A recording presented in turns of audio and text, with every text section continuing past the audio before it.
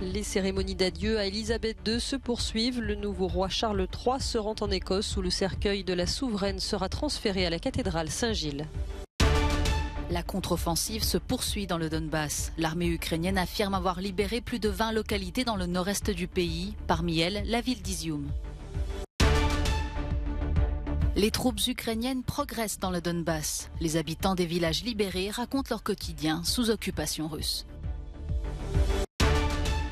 La Suède attend toujours les résultats des élections législatives. D'après les premiers décomptes, la gauche serait au coude à coude avec l'extrême droite. That my whole life, whether it be long or short, shall be devoted to your service and to the service of our great imperial family. Les cérémonies d'adieu à la reine se poursuivent au Royaume-Uni. À partir de ce lundi, le cercueil d'Elisabeth II va être exposé au public. Une procession menée par le nouveau roi Charles III le conduira de la résidence royale d'Édimbourg à la cathédrale Saint-Gilles. Les Britanniques pourront alors rendre hommage au plus près à leur souveraine décédée jeudi.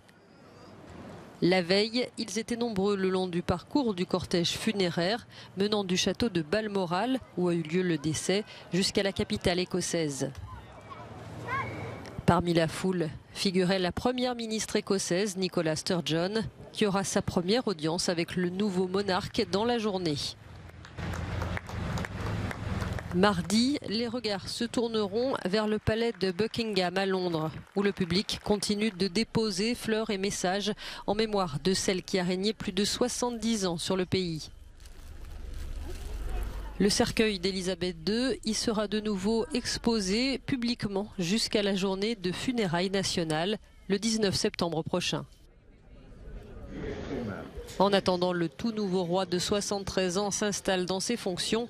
Charles a donné sa première réception officielle en recevant les représentants des royaumes du Commonwealth, dont il est désormais également le nouveau monarque.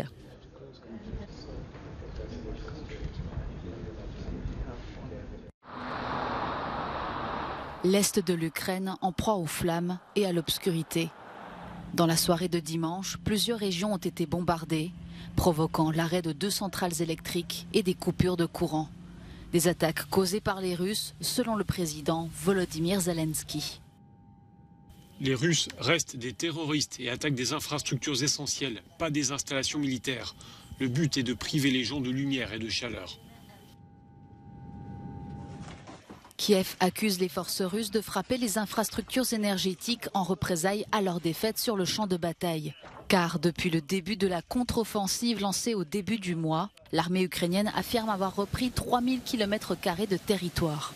Ce lundi, elle annonce aussi avoir libéré les villes de Balaklia, Izium et Kupiansk. Selon les autorités de la région russe de Belgorod, frontalière de l'Ukraine, des milliers de personnes auraient fui Kharkiv vers la Russie au cours des dernières 24 heures. Il y a aujourd'hui 1342 personnes dans 27 centres d'hébergement temporaire de la région.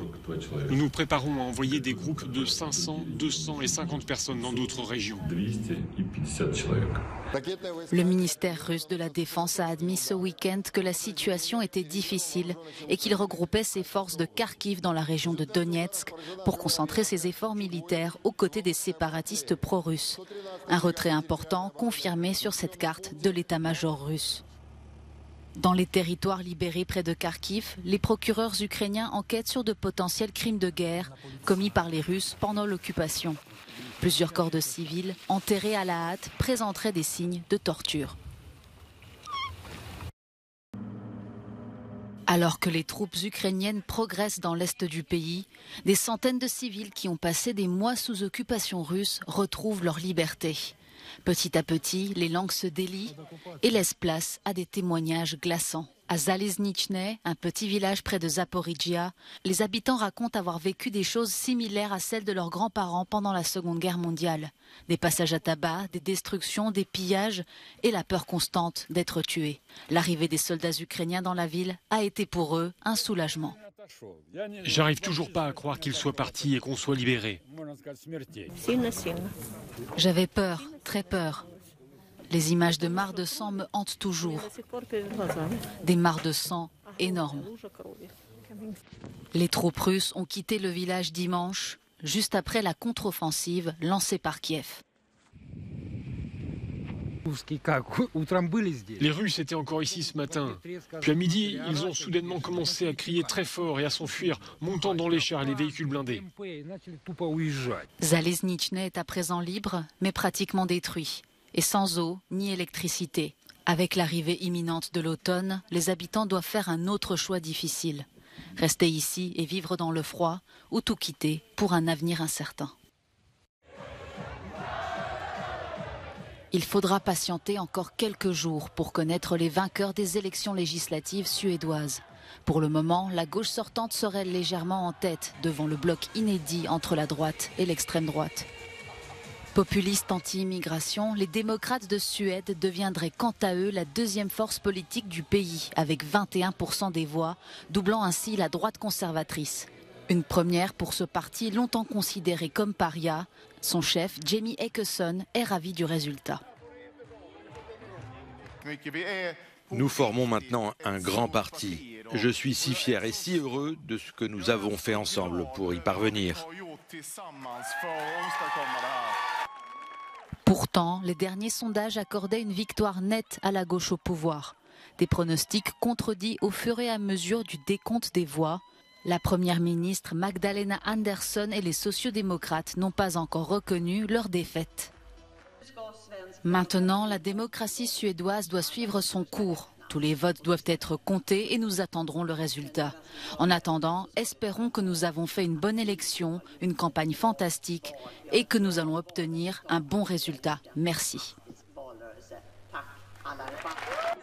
Quel que soit le vainqueur, la Suède devra probablement faire face à un long processus pour former un gouvernement, comme ce fut le cas lors des dernières élections de 2018. Les drapeaux de la Catalogne ont flotté dimanche dans les rues de Barcelone à l'occasion de la Diada, la fête annuelle des indépendantistes catalans. Un mouvement en proie à des divisions internes, comme l'a illustré l'absence lors de la manifestation du président de la Généralité de Catalogne, Pere Aragonès, un indépendantiste modéré, critiqué pour son dialogue avec Madrid. Des membres du gouvernement régional, issus de son parti, étaient également absents. Depuis la tentative de sécession de la Catalogne en 2017 et l'arrestation de plusieurs dirigeants, le mouvement indépendantiste peine à retrouver de l'élan en raison de divergences de stratégie. Les tenants de la ligne dure avec Madrid prônent la sécession unilatérale. Le défilé n'a rassemblé que 150 000 personnes selon la police, 700 000 selon les organisateurs. En 2014, 1,8 million de personnes avaient participé au défilé de la Diada.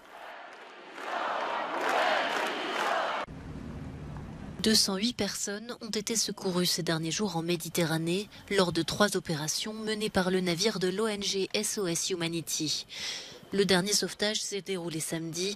25 personnes ont pu être transportées à bord du navire alors qu'elles se trouvaient sur un canot pneumatique en mauvais état. Ces dernières semaines, de nombreux candidats à l'exil ont débarqué sur l'île italienne de Lampedusa.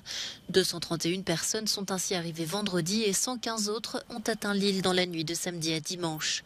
Les autorités italiennes tentent désormais de réduire la surpopulation dans le centre d'accueil de l'île. Équipée pour recevoir 350 personnes, la structure accueille désormais près de 1600 migrants. Depuis le début de l'année, plus de 1200 personnes sont mortes ou portées disparues en mer selon l'Organisation internationale pour les migrations, ce qui fait de la Méditerranée la route migratoire la plus dangereuse au monde.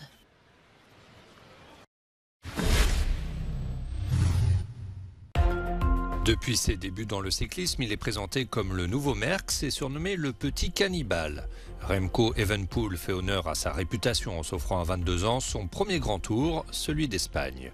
Impérial en contre-la-montre, le jeune Belge a étalé ses progrès en montagne et bénéficié de l'abandon de celui qui était le triple tenant du titre, Primož Roglič.